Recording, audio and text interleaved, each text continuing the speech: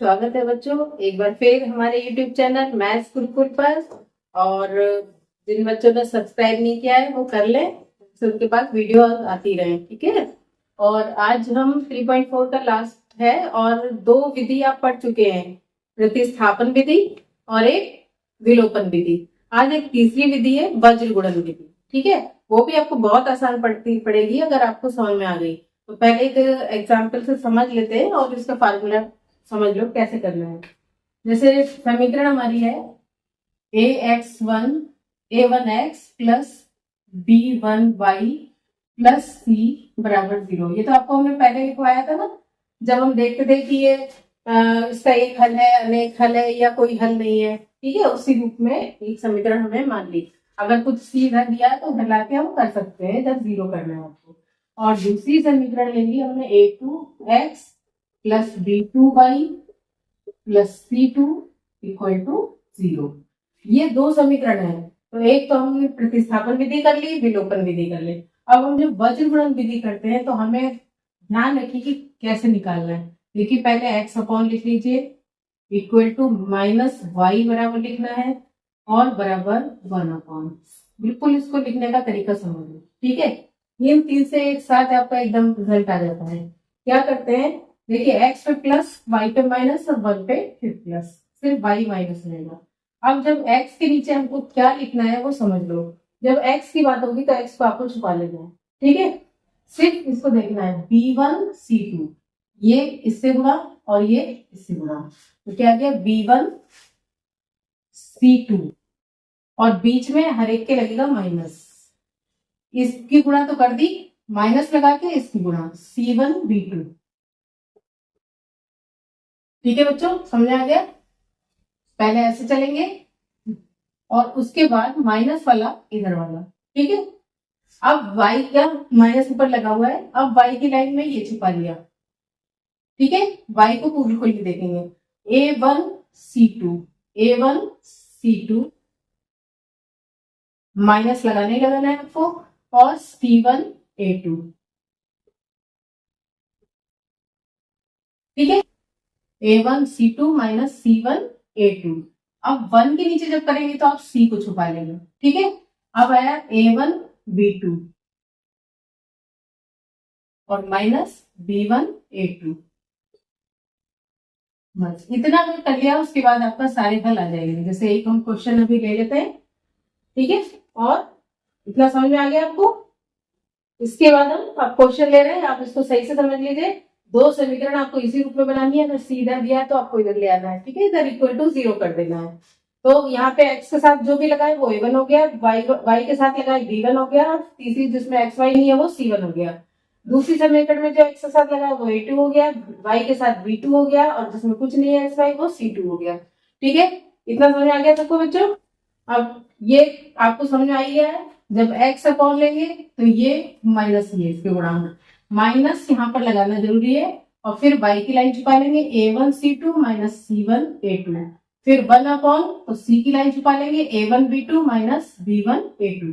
ठीक है बच्चों, आप क्वेश्चन ले लें और उसको इसी विधि से हल करेंगे। ठीक है, क्वेश्चन आपका देखिए एक्सरसाइज में मिल जाएगा आपको 2x प्लस वाई बराबर है 5।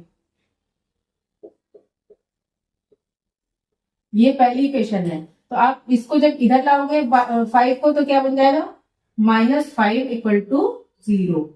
ठीक है, और दूसरी समीकरण है 3x प्लस 2y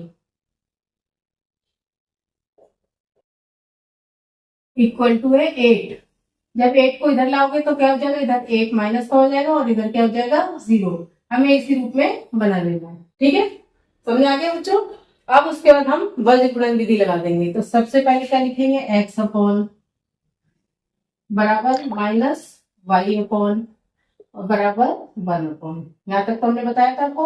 अब देखिए इसके पूरा छुपा लीजिए, जब x की बात होगी तो इस पूरी लाइन को नहीं देखना है।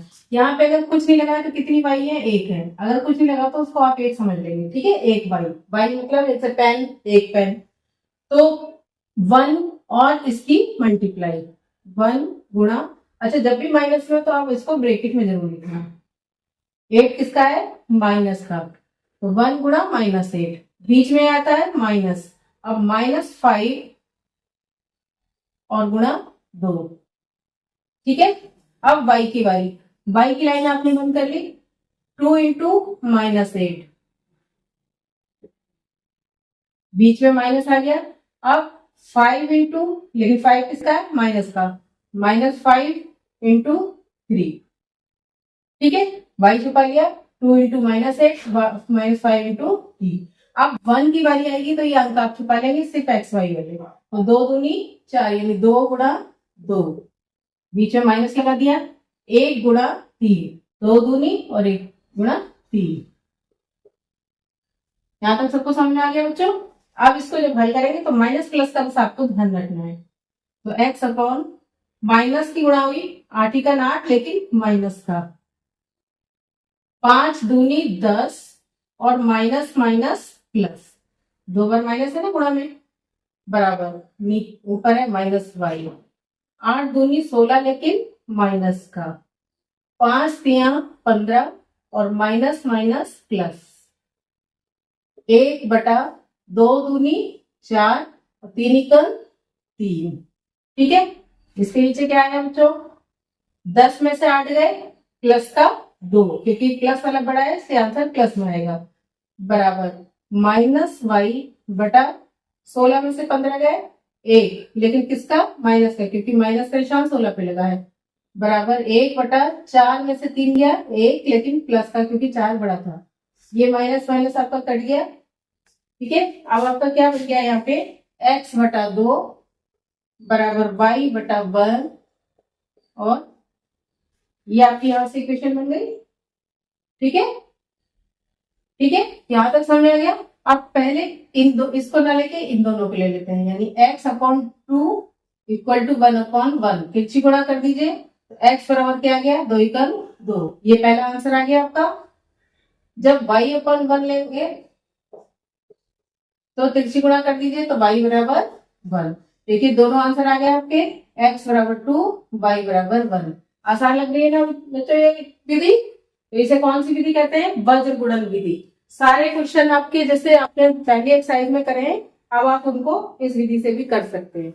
बस सबसे पहले क्या करना है आपको, अगर 5 इधर दिया है तो इस रूप में बना लीजिए, सबको एक साइड ले आइए, a1x plus b1y plus c, जो भी आए, अगर 5 इधर था तो आके हमारा माइनस हो गया, माइनस होता तो प्लस हो जाता। ये जब रूप आपका बन गया, तब जब x बटा लेंगे तो x की लाइन छुपा लेंगे, इन दोनों की गुणा माइनस इन दोनों की गुणा अंकों की। ठीक है, फिर -y, उसके बाद y की लाइन छुपा लेंगे, इन दोनों की गुणा माइनस इन दोनों अंकों की गुणा।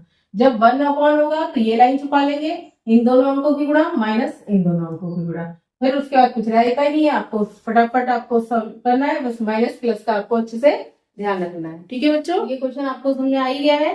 अब आगे आप जितने क्वेश्चन मिले आप सब वही क्वेश्चन है, उसी तरह के क्वेश्चन है पूरी एक्सरसाइज में। तो आप क्या करेंगे, तीनों विधि से हल करके देखिएगा, जो विधि आसान लगे। अगर आपको लिख के आता है पेपर में तो उसी विधि से करना पड़ेगा, इसलिए आप तीनों विधि सीख लीजिए। और आप इस आसान ये पड़ती है, अगर ना लिखा हो तो आप इससे भी कर सकते हैं या विलोपन से भी कर सकते हैं। ठीक है बच्चों, मिलते हैं अगली वीडियो में। तो हमारे चैनल को सब्सक्राइब कर लीजिए और हमारी वीडियो को लाइक और शेयर जरूर करते रहिए। ठीक है बच्चों।